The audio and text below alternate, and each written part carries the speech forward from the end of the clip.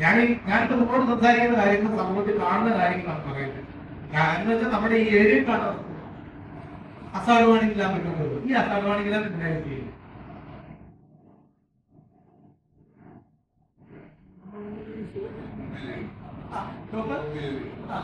പിന്നെ ഇത്ര ഓടിക്കണം. അല്ല, നമുക്ക് ചെറിയ ഡിസ്റ്റൻസ് ആണെങ്കിൽ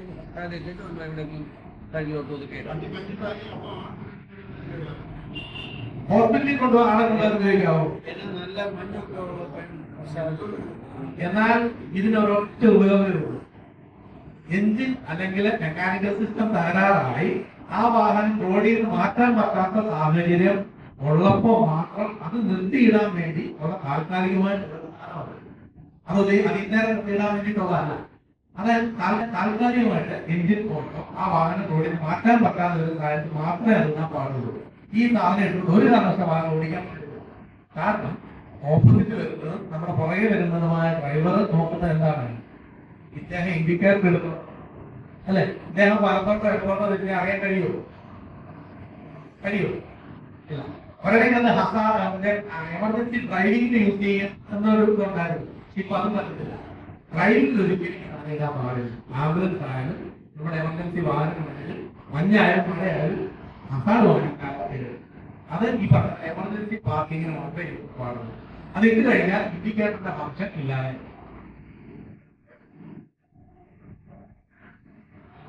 അത് ചില ഈ സിഗ്നൽ നേരെ പോകാൻ വേണ്ടിയിട്ട് നേരെ പോകാൻ വേണ്ടി ഇതിന്റെ ഉപയോഗം പ്രധാനമായിട്ട് ഇത് തന്നെ.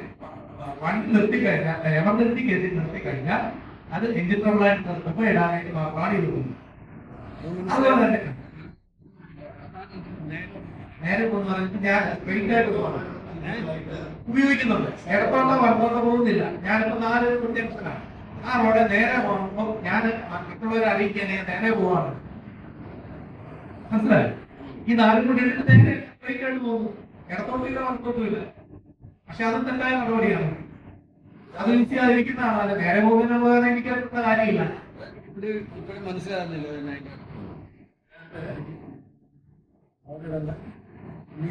അസാഡിട്ടുണ്ട് നമുക്ക് സ്ട്രെയിറ്റ് ആയിട്ട് ഓടിച്ചു. എടുത്ത കാര്യമില്ല.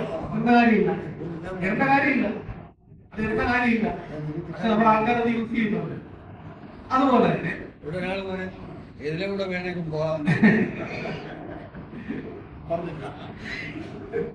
അതുപോലെ തന്നെ മറ്റ് കളർ ലൈറ്റുകൾ ഇപ്പൊ കാണുന്നത് വേറെ പ്രവർത്തനമാണ്. മറ്റ് കളർ ലൈറ്റുകൾ വാഹനങ്ങളിലേക്ക് എത്തിക്കാൻ നമ്മുടെ നിയമം അനുസരിച്ച് യാതൊരുവിധ കളർ ലൈറ്റുകളും നമ്മുടെ വാഹനത്തിൽ എത്തിക്കാൻ പാടില്ല. ഇപ്പൊ കിയയിലോ കളർ 3 അല്ലെങ്കിൽ 4 ഒരു ആംബർ കളറിലുള്ള ലൈറ്റ് അല്ലെങ്കിൽ റെഡ് കളർ. ആംബർ കളർ എന്ന് പറഞ്ഞാൽ യൂസ് ചെയ്യും ഇൻഡിക്കേറ്റർ കളറാണ്.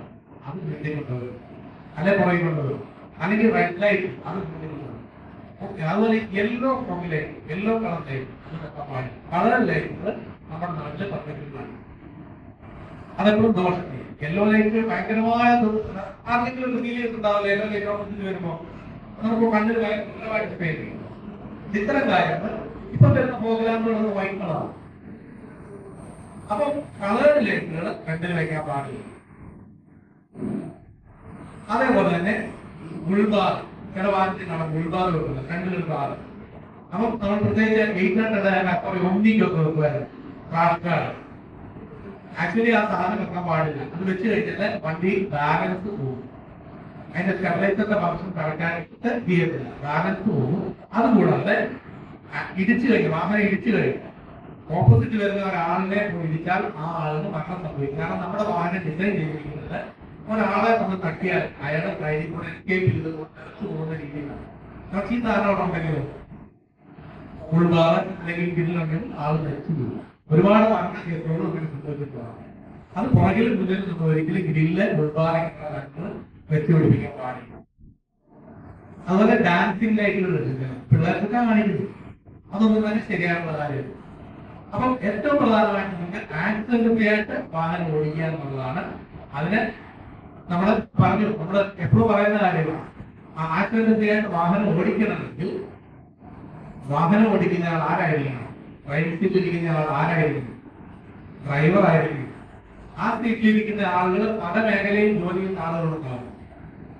പക്ഷെ ഡ്രൈവിംഗ് സീറ്റിൽ ഇരിക്കുമ്പോൾ ഡ്രൈവറുടെ ജോലി മാത്രമേ ചെയ്യാൻ പാടുള്ളൂ. ഞാൻ അവിടെ ഇരുന്നുകൊണ്ട് എന്റെ ഓഫീസിലെ കാര്യം ആലോചിച്ചാൽ അല്ലെങ്കിൽ എന്തെങ്കിലും അവിടെ ചെയ്താൽ സംഭവിക്കും.